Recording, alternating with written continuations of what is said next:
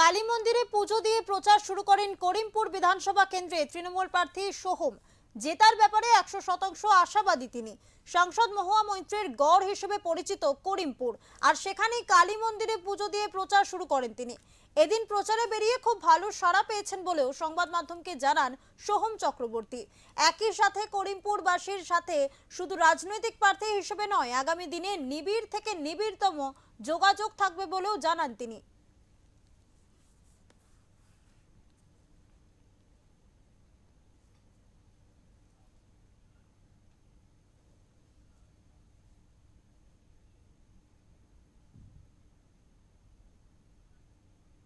তৃণমূল কংগ্রেসের প্রার্থী হয়ে বা তৃণমূল কংগ্রেসের কর্মীরা সবসময় মাঠে ঘাটে রাস্তায় থাকে, পথে থাকে, মানুষের সঙ্গে তাদের সাথে থাকবে বলে প্রতিজ্ঞাবদ্ধ।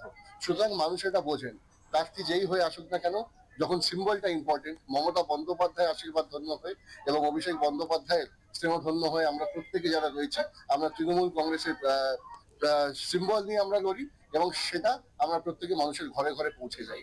সুতরাং মানুষের সেটা তো আপনারা ক্যামেরা ঘোরার পরে আপনারা দেখতে পাবেন।